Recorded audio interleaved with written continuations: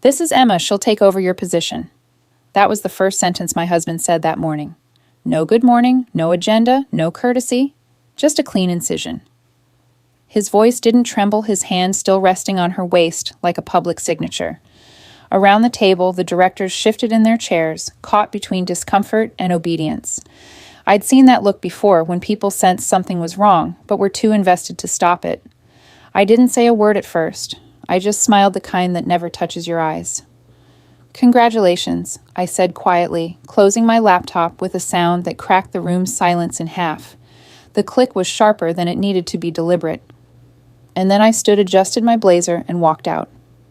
10 minutes later, the LED screen on the boardroom wall lit up with one sentence: "Vote completed, Mrs. Hartman reinstated as CEO." That wasn't luck. That was paperwork. People always underestimate how much power lives in the fine print. My husband Ethan used to say, "You make the rules." I play the game. He was wrong. I didn't just make the rules. I built the field, the scoreboard, and the locks on the doors. He just didn't read the last page. The elevator ride down felt longer than usual. The mirrored walls threw my reflection back at me, calm, precise, unreadable. I wasn't angry. Anger wastes energy. What I felt was clarity, the kind that comes when you stop pretending you don't already know how something ends. When I stepped outside, the Manhattan air was sharp enough to bite.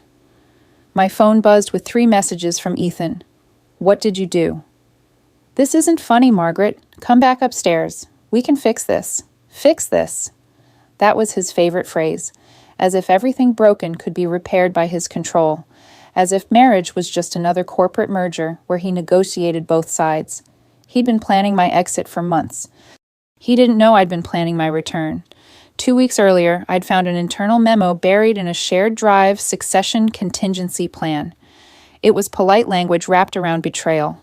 Ethan's signature sat next to 2 board members. Their concern was about conflict of interest. The translation: I was too powerful, too independent, too hard to control. And then there was Emma, his consultant. I should have known when he hired her. Same schools, same tone, same quiet ambition. She wasn't a threat at first. She was a mirror, a younger version of what I'd once been before I learned how the game worked. But she was careless the way new power always is. I caught her logging into my shared files at 1:13 a.m. one night. She didn't know I could see it, so I made one small adjustment. Buried 3 pages deep in the company bylaws was an amendment, my amendment, stating that any executive transition required unanimous consent from all board members. And one of those votes was mine. He thought he'd walked me out that morning.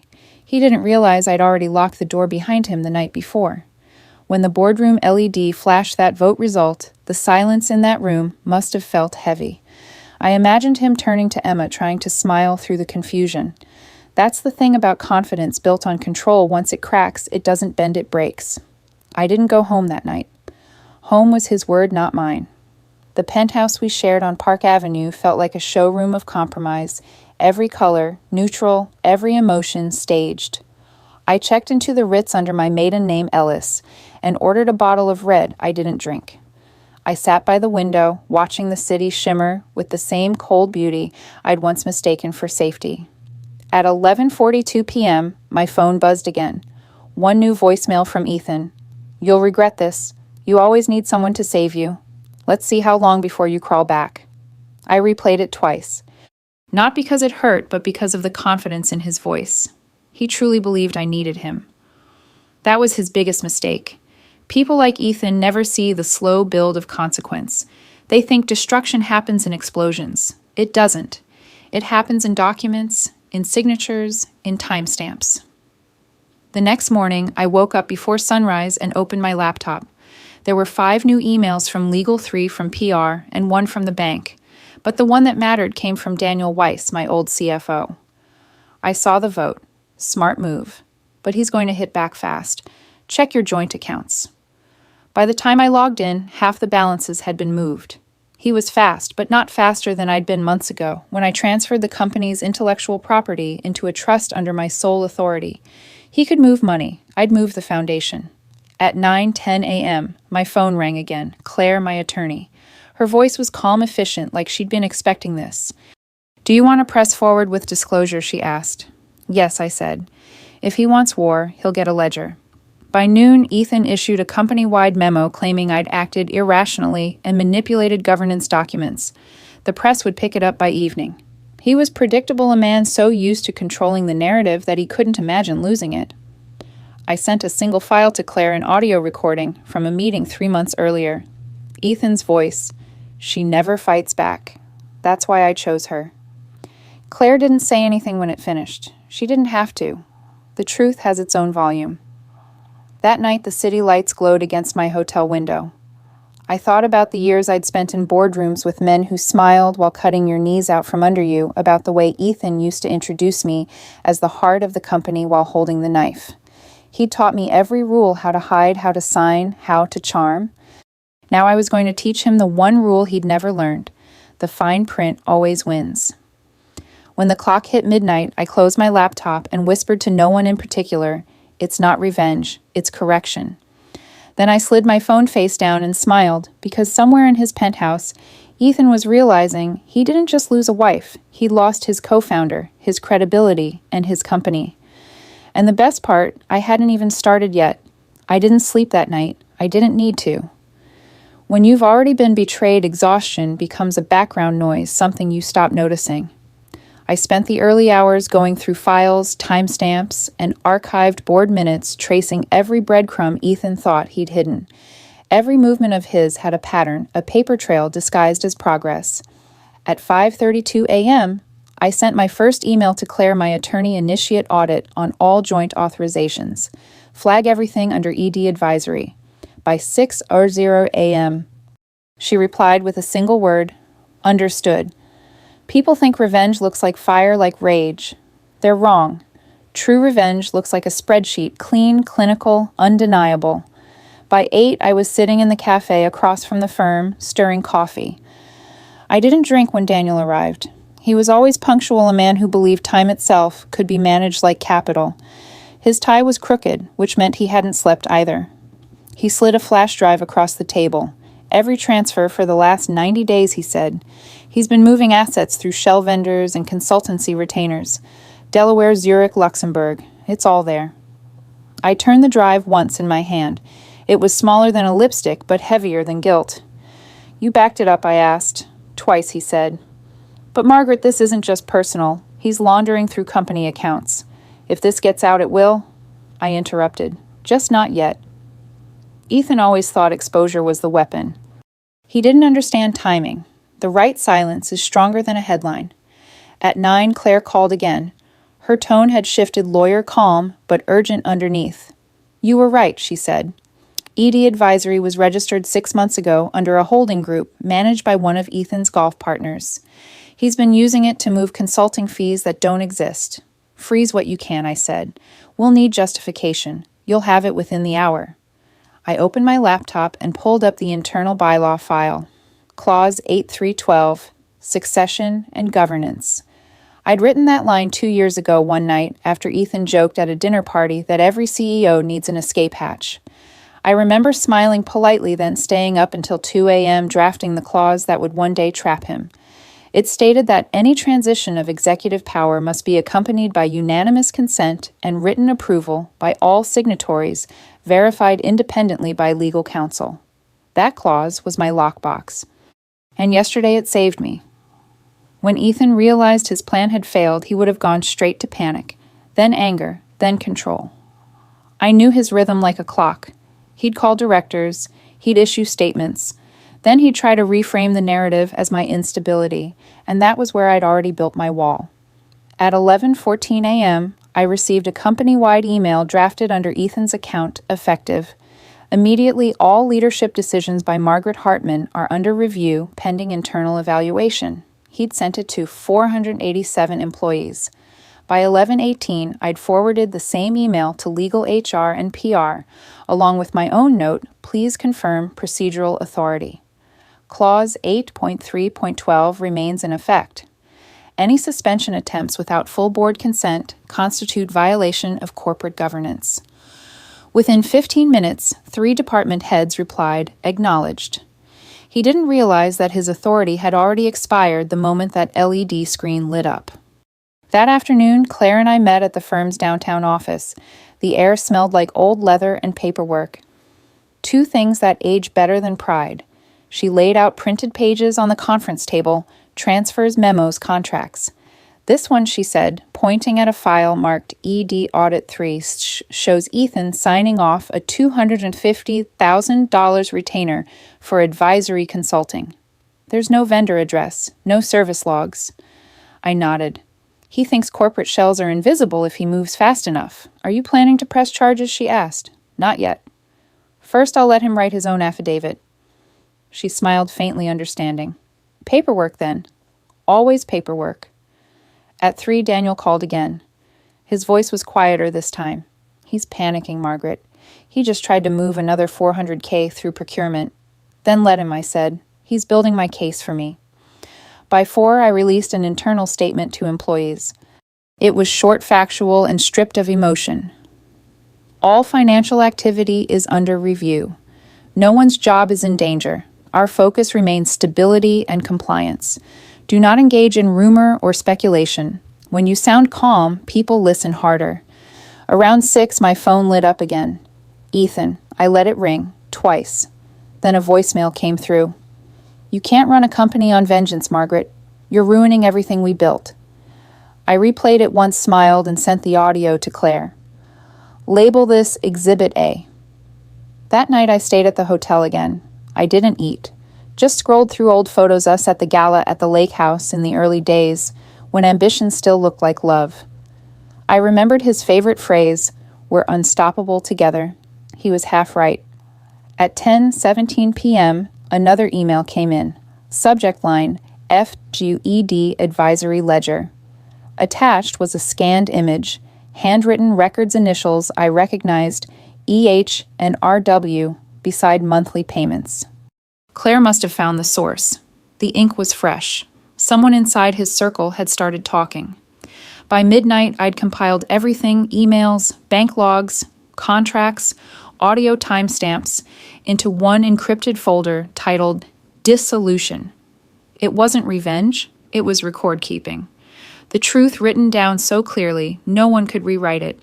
Before I shut my laptop, I whispered the same words I'd said in the elevator that day. He thought it was over. He had no idea. And I meant it. Because tomorrow, I wasn't going to destroy him. I was going to audit him. The next morning began like every morning since the vote, coffee black inbox, full pulse steady. I had already stopped checking news alerts. I didn't need to read the narratives Ethan was trying to plant. I knew his pattern. The moment he couldn't control the truth, he'd try to rewrite it. By 7:00 a.m., Claire had already texted Daniel found more irregularities. Meet us at 9. Bring your laptop. I didn't bother with breakfast. Control tastes better on an empty stomach. The firm's conference room was all glass and silence, the kind of place where secrets looked smaller than they felt. Daniel stood by the monitor, his tie crooked again. He looked like someone who'd been awake too long, but finally found proof. Claire was already seated, flipping through a file that looked too thick for one night's work. She started without small talk. We traced Ethan's transfers to 2 new entities, one in Chicago, one offshore. The Chicago one is managed by Richard Whitmore. I froze for half a second. Richard. Our director of compliance. She nodded. Turns out he's been filing dual reports, one public, one private. And the private one routes through ED advisory. I exhaled slowly. So Richard was in on it. Daniel leaned forward. And here's the best part, he's sloppy. The emails show coordination dates that don't match his disclosure filings. That's a federal violation. We've got timestamps, IP logs, and 3 signatures that can't be explained. Claire slid over a page. If we send this to the SEC, they'll open an inquiry within 48 hours. But if you do that, it becomes public. Are you ready for that? I stared at the printout. Numbers and names, each one a blade disguised as ink. No, I said, not yet. I want them to feel safe first. I want them to think they've still got a way out. Claire looked at me, assessing. That's colder than most people can handle. I smiled faintly. I'm not most people. At 10:20 a.m., my phone buzzed. Unknown number. Normally, I wouldn't answer. But something told me to. Mrs. Hartman, a young voice said. My name's Jenna Rivers. I'm a junior analyst in finance. I found something. I think you need to see it. She sounded nervous, like she was whispering from under her desk. Go on, I said. I've been reviewing vendor logs. There are duplicates, same invoice numbers, different payees. Someone's reusing purchase orders for ED advisory, but the timestamps don't match working hours. I think they're staging them after midnight. Where are you calling from? I asked. The office, but I can meet you anywhere. Just not here. I hesitated, then said, Café Roman on 52nd, noon. When she hung up, I looked at Claire. We've got an insider, or a setup, she warned. Both can be useful, I said. At noon, sharp Jenna arrived, small-framed tired eyes. A folder clutched to her chest. She looked like someone who hadn't yet learned how to fake confidence. She slid into the booth opposite me. I copied some files, she said quickly. I didn't open them. But the metadata shows last edits by EH and RW from unregistered devices. They used a VPN, but the timestamps align with security camera downtime. It's like someone was covering the gaps. Did anyone else see you pull these? I asked. She shook her head. No. I used my access during system maintenance. I didn't know who else to trust. You did the right thing, I said. You'll be protected. She smiled faintly. I don't want protection. I just want the truth to count for something. When she left, I called Claire. She's clean, I said, and she's good. We'll keep her out of the spotlight until we're ready. At 2, Daniel sent me another message. You should see this. Attached was a scanned ledger, not digital handwritten. Patricia Lang's notebook. She used to be Richard's assistant years ago, meticulous, old-fashioned. In it were pages of entries, Harlan Trust ED Advisory Disbursement, Zurich Consulting Retainer, R. Whitmore. Each line was a match to an offshore transaction Daniel had traced. Patricia must have known something, maybe even suspected the fraud. She died last year, heart failure, but her ledger didn't. By 4, the room felt smaller. I stared at the handwriting, careful, feminine, precise, and thought about how women like Patricia never get credit for saving empires. They just leave behind proof. Ethan texted at 4:12. You're making a mistake. You're not built for this kind of war. I replied with one line, I built the battlefield. 5 minutes later, he sent another message, just a period. That night, Claire arranged a meeting with a contact at the SEC investigator Hughes. We met in a quiet office on the 14th floor of a government building that smelled like dust and truth. She listened without expression, flipping through the evidence with a kind of patient detachment only career lawyers have. When she finished, she looked up at me. You understand this will destroy him, I didn't blink. No, I said. It'll reveal him. She nodded. Then you'd better prepare for the counterattack. People like him don't fall quietly. I'm counting on that. By midnight, I was back at the hotel reviewing every file again. Signatures, wire, confirmations, even the way Ethan's handwriting tilted on the contracts. You can tell a lot about a man from how he signs his name. His was always too confident, like he thought ink couldn't turn against him. At 12:47 a.m., a new message appeared on my phone. They know you moved the patents. No name, no timestamp, just that line. I stared at it until the screen dimmed. If they knew, it meant one of two things. Either someone inside my team had turned, or Ethan had found the breadcrumb trail I'd left on purpose. Either way, it meant we were getting close. The city outside was quiet, a kind of fragile peace before the next storm. I shut my laptop, poured the untouched wine from last night down the sink, and whispered, let's see who breaks first. Because tomorrow wasn't about survival anymore. It was about revelation. They know you moved the patents. That sentence kept replaying in my head like a song I didn't want to remember. I couldn't tell if it was a warning, a threat, or both. But it didn't matter. The moment you build something worth taking, someone will always try to steal it. At 7:06 a.m., I forwarded the message to Claire with the note, assume credible. Run trace. Her reply came 5 minutes later. Already on it. Do not respond. I didn't. Instead, I opened the trust documents again, every page I'd notarized, every signature I'd double-checked. I'd built that structure from the ground up, ironclad under state and federal law. Ethan might be good at loopholes, but he was lazy. He never read footnotes, and in the footnotes, I'd hidden my safety net. At 8:30, Daniel called. "We've got a problem." "Which kind?" I asked. "The kind that breathes." Richard's been deleting backups. I caught him erasing ledger entries from the compliance server. We stopped the process halfway through. How much did he get enough to cause confusion, not enough to disappear the truth? I took a breath. "Send me what's left." And Daniel mirror everything onto an external. Label it Family Archive. He hesitated. "You expect him to go that far?" "I expect him to act like a man who just realized the noose has his fingerprints." By 9, I was in a cab headed to the firm. The city outside looked the same, but I'd learned that calm streets were just facades. Every glass tower in Manhattan hid someone's panic. Today, it was his turn. Claire was waiting with Hughes from the SEC. Hughes wore the same expression as yesterday, neutral, efficient, observant. She didn't waste time. We traced last night's message. Disposable SIM routed through a VPN. But the timestamp suggests it came from someone within your building. Internal, I asked. Likely. We think Whitmore or his assistant. Maybe even Emma. Emma. I'd almost forgotten her. She wasn't the cause of any of this, just the tool. Ethan always preferred his weapons human.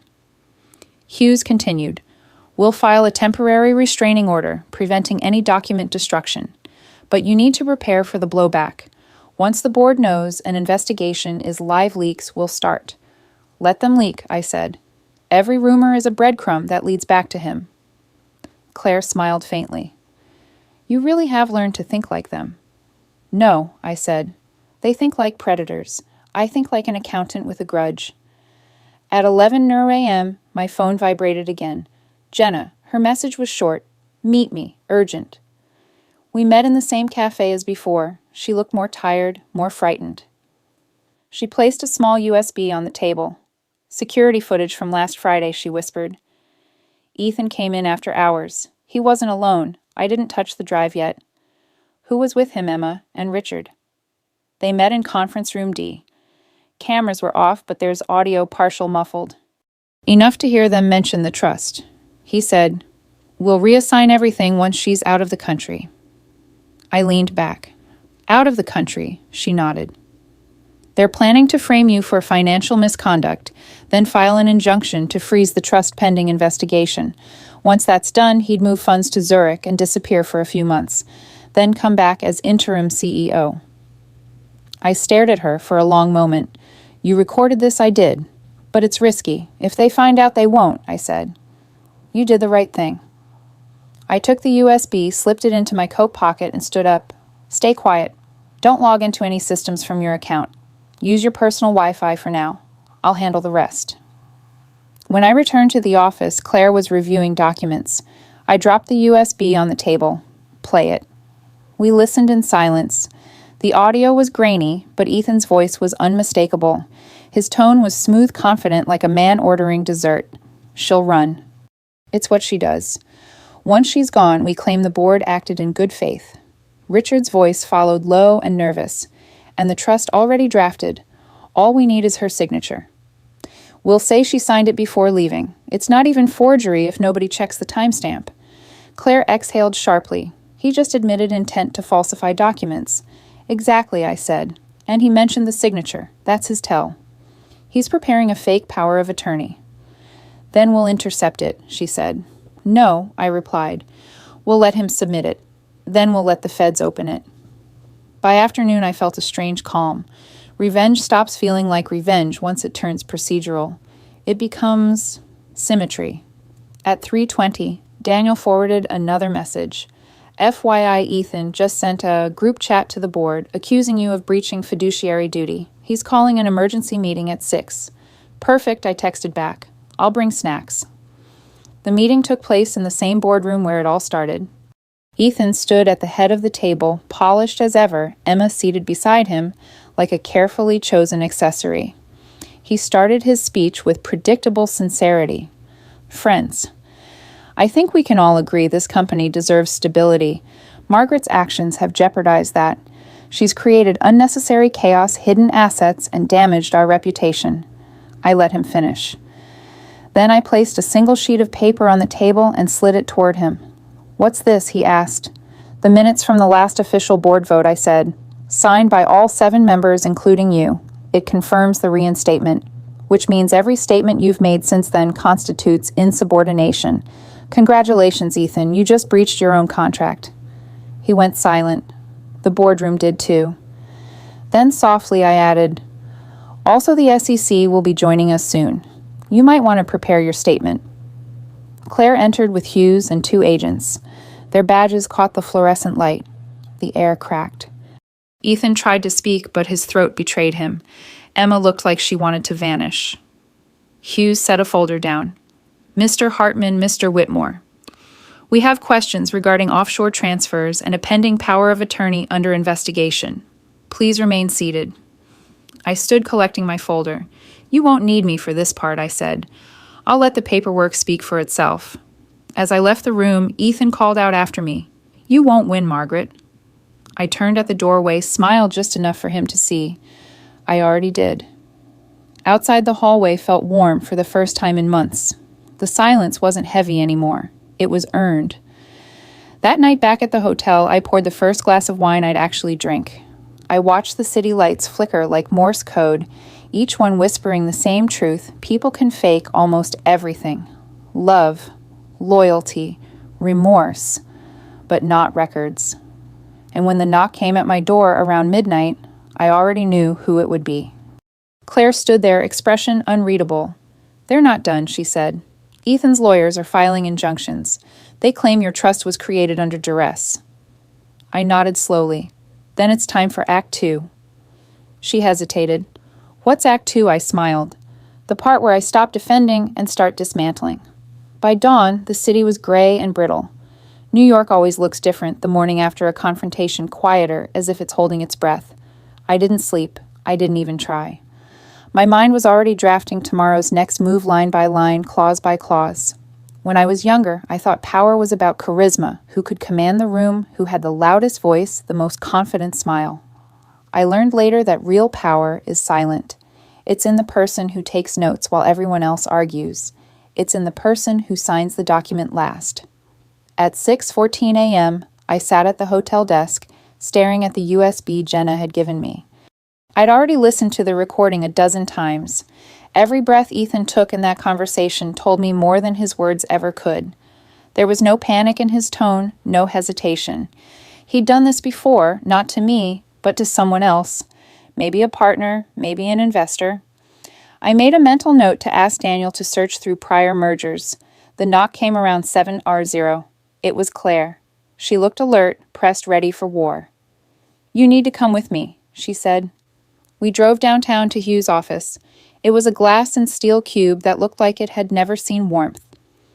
She met us in a conference room with 3 coffee cups and a stack of files as tall as her forearm. "We ran the trace," she said. "Ethan's people are trying to file for an injunction to freeze the trust.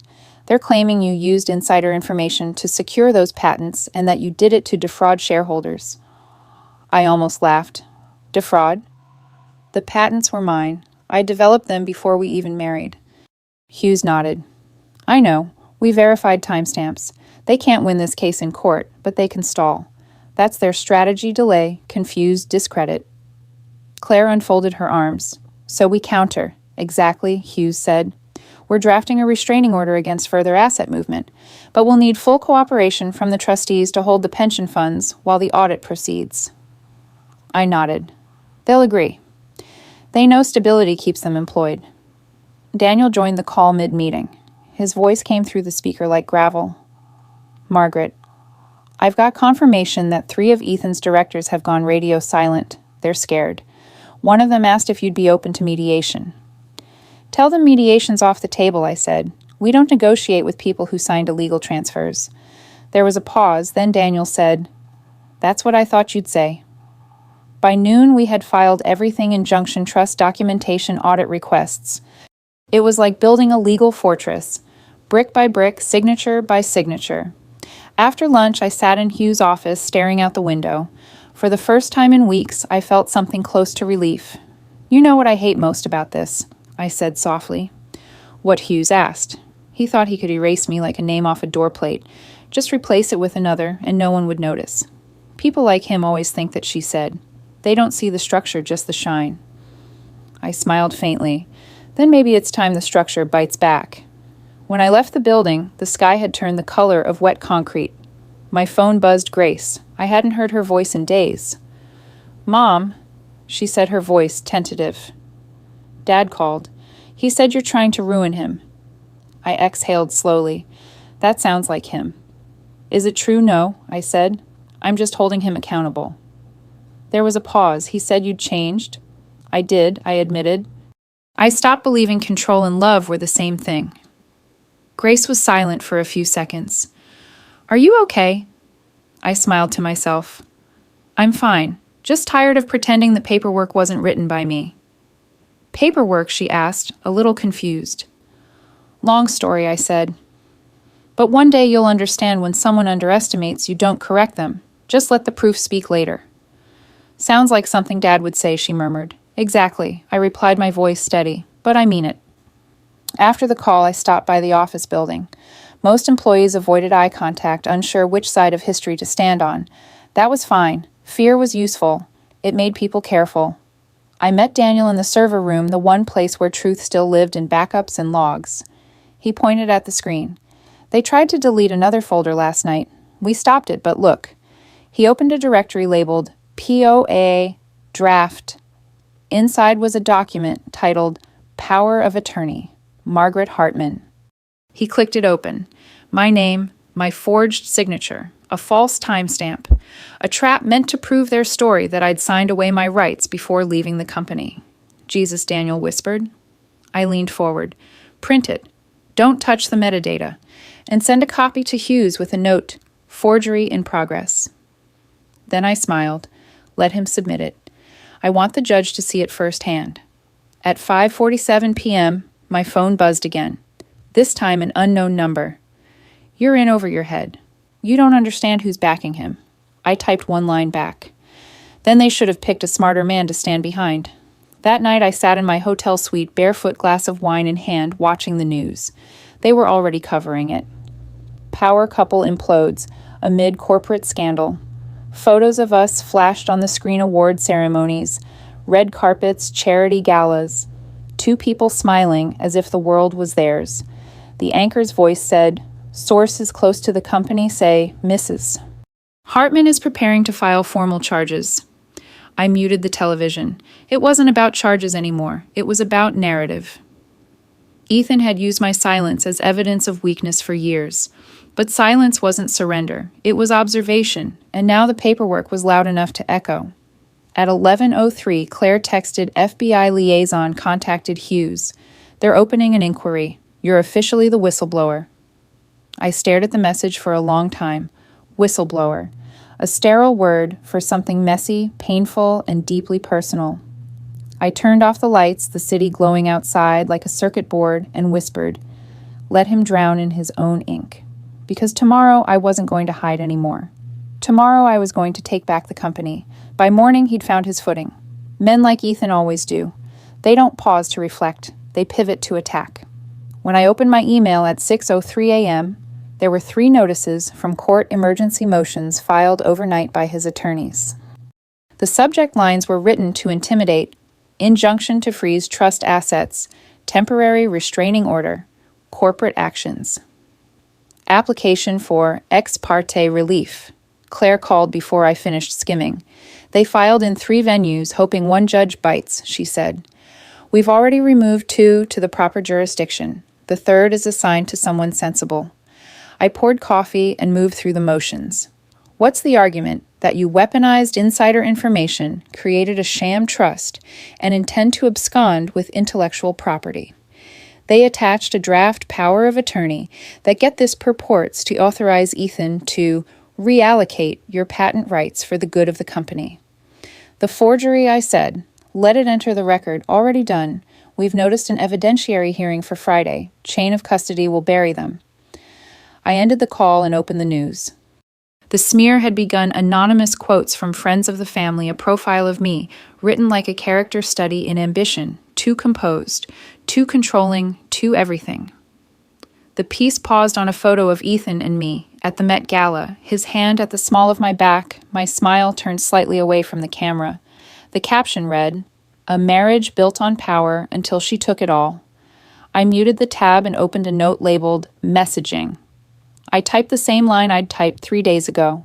"We don't argue with gossip. We answer with documents." At 8:15, a courier arrived at the hotel with a packet stamped Urgent Personal Service. I signed shut the door and slit the top with a hotel key card. An affidavit from Ethan's lawyer fell into my hand like something damp, 9 pages, single-spaced, asserting I'd destabilized the company, endangered payroll, and caused irreparable harm. I texted Claire a photo of the first page. Irreparable harm is a strange phrase to see beside record profits. She wrote back, "Exactly the point we'll make at 2 p.m. TRO hearing." Before I left the room, I listened to voicemails habit now. The first was from a reporter offering a chance to tell your side. The second from a board member pretending concern and fishing for strategy. The third from my mother voice, warm with Ohio sunlight. "Honey, I saw the news. If you don't want to talk, that's fine. If you do, I'll be by the phone." I called her back in the elevator, let the sound of her garden bird quiet settle on my shoulders. "I'm okay," I said. "I believe you," she answered. "Your father used to say the loudest person in the room is almost never the one telling the truth." "That sounds like him," I said, and the ache sharpened for a second brief, bearable human. At the courthouse, we moved like a practice trio, Claire in navy me in gray, Daniel with a banker's briefcase full of printed logs, because some judges still trust paper over screens. Ethan's counsel waited outside the courtroom, flanked by 2 associates who'd been taught to mistake volume for advocacy. He smiled like a man about to perform. Inside, the judge took the bench with minimal ceremony. "Counsel," she said, "I've read your filings. Let's start with the movement." Ethan's lawyer launched into it, my alleged deception, the risk to shareholders, the trust as instrument of fraud. He waved the draft power of attorney like a flag. Claire didn't flinch. She took notes underlined once and waited her turn. "Your Honor?" She began steady, unhurried. "The power of attorney is a forgery. It references a notary who was in Vermont on the date in question and uses a template last modified weeks after the alleged signature. We have metadata witness, affidavits, and a time-stamped chain of custody for all relevant documents. Further, the trust at issue was formed well before the marital disputes and was publicly disclosed, audited, and approved by the board, whose minutes signed by Mr. Hartman I've highlighted for the court." She slid a thin binder to the clerk. "Judges like thin binders. They smell like clarity." Moreover, she continued, payroll has been met, vendors paid, and the company remains profitable. The only irreparable harm here is to Mr. Hartman's preference for unilateral control. The judge glanced at Ethan's counsel. "Anything else?" He sputtered something about optics and good faith. The judge held up a hand. "Optics are for cameras," she said. "Good faith is for contracts." Motion denied for lack of credible evidence. We'll address document preservation this afternoon. Outside the courtroom, Ethan waited. No cameras, just the cold corridor air, his aftershave, the look of a man recalculating. "You think this makes you righteous?" he whispered. "You think you won because a judge gave you a pass. I think I'm following the rules," I said. "You should try it. You'll end up alone." "Maybe," I said, "but I'll end up honest." He laughed once bitterness sharpened. "You were never honest. You were strategic." "Those aren't opposites," I said, and walked away. At noon, Claire and I briefed Hughes. The SEC had already issued preservation letters. Federal bark with rapid bite. "We'll want your whistleblower statement on record by end of day," Hughes said. "Names, dates, transfers, the works.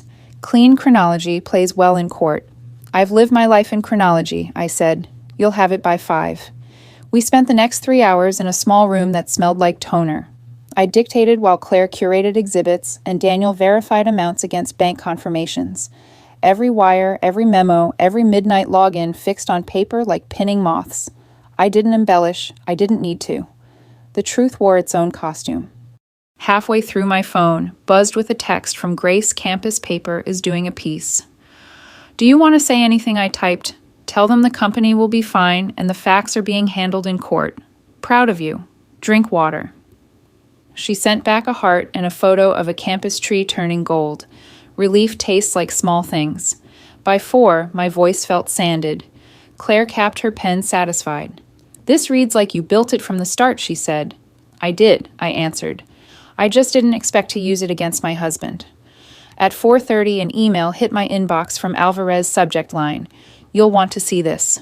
She'd intercepted a message chain between Emma and Richard's strategy notes on narrative stabilization, a list of sympathetic journalists, and buried in the thread, a PDF titled Crisis Plan V2.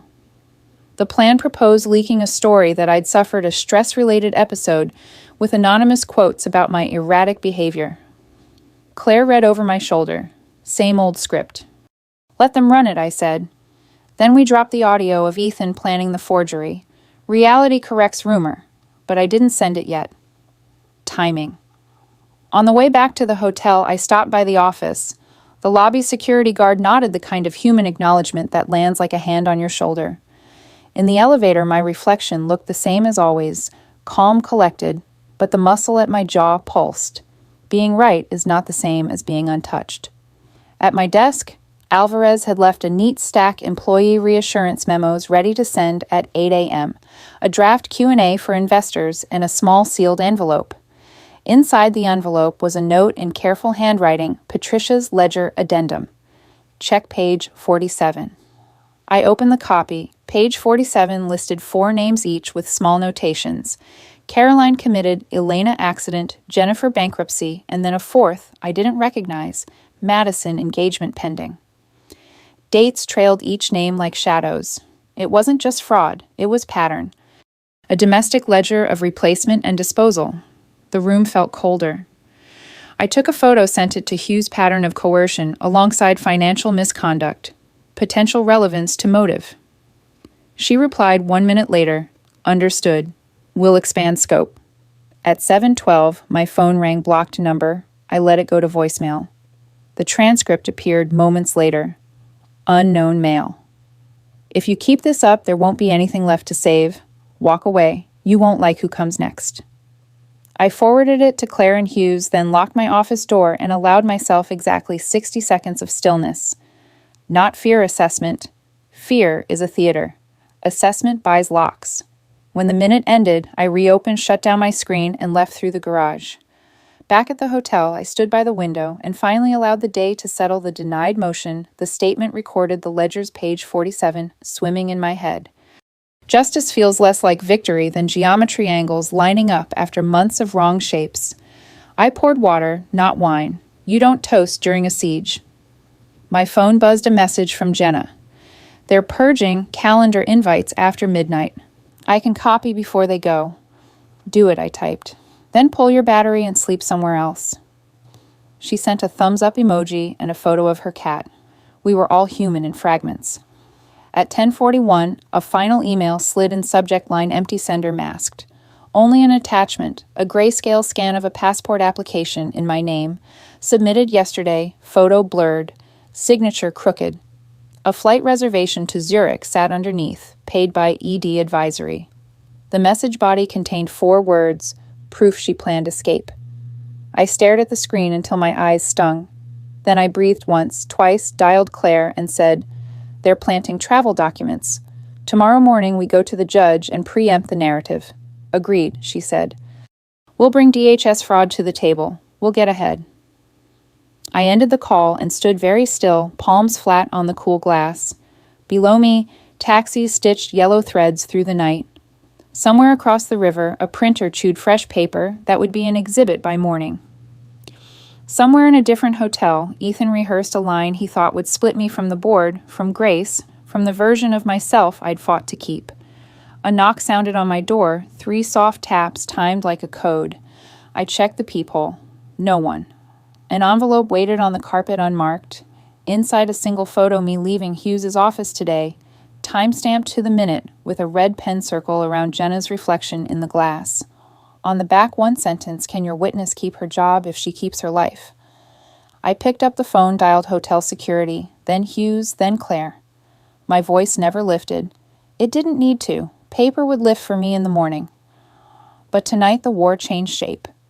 I set the photo under a lamp, turned on the recorder on my phone, and began narrating the chain of custody out loud, date, time, circumstances, so there would never be a question about how fear arrived. Then I opened a blank document and typed the title for tomorrow's filing, Motion for Protective Order and Witness Security Protocols. Because if Ethan wanted to escalate to intimidation, he'd finally entered a battlefield I didn't build and couldn't control. And that more than any ledger was going to ruin him. I didn't sleep that night, not really. You can't when you realize your enemy's desperation has evolved into recklessness. The photo, the veiled threat, it changed the temperature of everything. This wasn't just a corporate war anymore. This was survival with legal letterhead. By 6 a.m., Claire and I were in Hugh's office. The blinds still closed a pot of burnt coffee between us. The air smelled like toner and adrenaline. They crossed the line, Hughes said flatly. This moves from civil to criminal intimidation. I've already spoken with the U.S. Attorney's Office. They'll open an ancillary investigation. Good, I said. But I don't want arrests yet. Let them move first. We'll catch it all on record. Claire frowned. You're playing a dangerous game. I'm finishing the one they started. We filed the motion by 8:42. Attached to it was everything: the photograph, the voicemail, the metadata of the forged passport. Each piece documented in my voice. Date stamped, cross-referenced. The filing went out to 4 agencies simultaneously, a legal tripwire. If Ethan or his partners touched a single witness, it would detonate publicly. At 9:10, my phone rang. Private number. I put it on speaker. Margaret. His voice. Calm, too calm. You've made your point. I don't think I have, I said. You've destroyed a family. You've made enemies who don't forgive. I almost laughed. Family. You mean the one you tried to rewrite on company letterhead? He ignored that. The board will never forgive this. You'll walk away with nothing but headlines. Headlines fade. So do boards. Silence. Then you always did underestimate what I could take from you. And you always overestimated what you had to give. I ended the call before he could answer. Claire exhaled. You realize he's unraveling. That's the plan, I said. By noon, the courthouse was chaos. News had broken about the whistleblower complaint. The networks were circling like hawks. I didn't speak to them. I didn't need to. The paperwork was louder than any press conference. Inside, the judge granted the protective order immediately. Hughes handled the motion calm as stone. The hearing was too quick for Ethan to recover. His lawyer tried to pivot, claiming the threats were fabricated. Then Hughes pulled up the metadata and timestamps. The judge's patience expired within minutes. Mr. Hartman, she said, one more incident like this, and you'll be remanded pending trial. Ethan didn't look at me, but his jaw tightened. His pride was bruising faster than his case. Afterward, in the marble hallway, Claire handed me a file. The FBI wants you to review this before tomorrow's deposition. It's internal emails from his Zurich contact, offshore accounts, shell companies, unreported transfers. I flipped through the pages. He moved the money already, yes, but he used his assistant's account as the conduit. She's panicking. Might flip. Good, I said. Make sure she does. That afternoon, I met Grace for coffee, neutral ground. Small cafe by the park. She'd insisted. I don't want to talk about him, she said immediately, sitting down. I just needed to see you. That's fine, I said. We don't have to talk about anything. She studied me for a long time. You're different. It's like you're colder, but also lighter. I smiled faintly. That's what happens when you stop explaining yourself. I read some of the articles, she admitted. They make you sound ruthless. Good. Maybe they'll stop making excuses for him. We sat in silence a while, then she said, He called me last night. I looked up, and he said you ruined him, that you took everything. Did you believe him? She shook her head slowly. No, because you didn't take anything that wasn't already yours. Something in me eased at that. You're smarter than both of us, I said softly. She smiled, small real. I get it from you. After she left, I stayed in the cafe until my phone buzzed. Daniel again. We've got a problem. Richard's dead. I blinked. What heart attack? At least that's what the police report says. But the timing, when 30 minutes after the protective order hit the docket, I sat very still. Do we know who found him, Emma? He said quietly. Of course. Emma. I returned to the office, requested the coroner's report, then pulled Richard's email logs. There it was, a message sent 2 hours before his death. They're closing in. Delete everything. Zurich can't hold. Claire arrived moments later. You think it's suicide. I think it's strategy, I said. He took the fall to shield Ethan. But death doesn't delete evidence. We worked until midnight building the timeline. Every deposit, every transfer, every false statement. The paper trail told the story better than any confession ever could. At 1:17 a.m., my phone buzzed again. Another blocked number. I answered this time. A woman's voice, low, trembling. He's gone too far. I can't do this anymore, Emma, I said. Yes. He's burning documents. The Zurich account, the backups, all of it. I have copies, but he's losing control. Listen carefully, I said. You're going to email Claire. She'll arrange safe transit and immunity, but you don't contact him again. He'll kill me if he finds out. Then don't let him find out, I said. Send the files now. At 2:03, the email arrived. Encrypted, complete. 47 attachments, correspondence wire transfers, voice memos, even screenshots of Ethan's messages. Enough to end him. I exhaled for what felt like the first time in months. It's over, Claire said beside me. Not yet, I replied. He still thinks he can win. Tomorrow we show him he already lost. The next morning the headline broke before sunrise. SEC confirms fraud investigation into Hartman Holdings. Whistleblower provides evidence of offshore scheme. By 9 federal agents were in the building, and at exactly 9:42 a.m., as they escorted Ethan from his office in handcuffs, our eyes met through the glass. He didn't speak. He didn't have to. Because in that silence, that heavy, perfect silence, I saw the moment he realized what I'd known all along. I never needed revenge. I only needed him to reveal himself. But the story wasn't finished yet. Because even as he disappeared behind those elevator doors, one last question lingered like smoke. If he'd built this empire on deceit, what else had he buried beneath it? And that question was about to answer itself. By the time the cameras left the courthouse, I couldn't feel the cold anymore. You reach a point where adrenaline replaces temperature, where even the sound of flashbulbs feels distant, like thunder behind glass. They wanted a quote, a soundbite, some emotional confession. But I'd spent years learning the value of silence, so I just kept walking. Ethan was gone, taken through the underground garage in federal custody. The building felt lighter without him, as if the air itself had finally exhaled. The investors had already issued their statements. The board had convened in emergency session, and the firm's press release described my reinstatement as a necessary measure for stability. Stability. It's funny how they always come back to that word after chaos of their own making. I rode the elevator to the top floor, the same boardroom where it all started, where he'd once brought Emma and said she'll take your place. The carpet still held the faint scuff marks from that day. The LED screen was dark now, waiting. I turned it on, typed in my credentials, and loaded the announcement draft. The title read, A Statement from CEO Margaret Hartman. I adjusted one line, replaced moving forward with beginning again. It wasn't corporate polish, it was personal truth. The door opened softly behind me. Claire stepped in holding a folder. They confirmed it. Emma's under protective custody. Her testimony matches the records perfectly. It's airtight. Good, I said. She set the folder on the table. You can close it now, Margaret. It's over. I looked at her. That's what he thought every time he won. Claire smiled faintly. You're not him. No, I said. But I learned from him, and I don't intend to waste the lesson. For a long moment, neither of us spoke. The city glowed through the windows, 1,000 silent witnesses to what power can do and undo. Then Claire's phone buzzed. She checked it, her face tightening. Press found the Zurich account list. Someone leaked the names. Let them, I said. They deserve sunlight. She hesitated. And you? I'll stay in the shade for a while.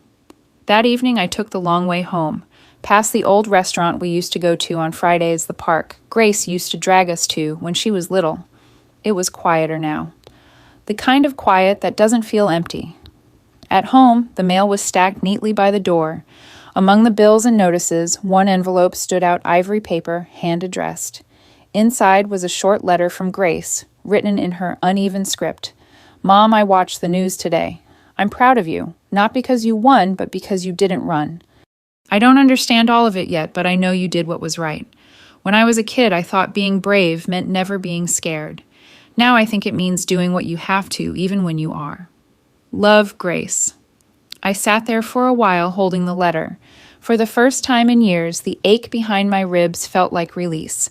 The next week was a blur of logistics hearings, depositions, restructuring. Hughes handled most of it. The FBI closed the Zurich investigation within days after Emma's full cooperation. The board voted unanimously to keep me as interim CEO until the next quarter. They spoke of restoring integrity as if it were a marketing slogan instead of a wound. I didn't correct them.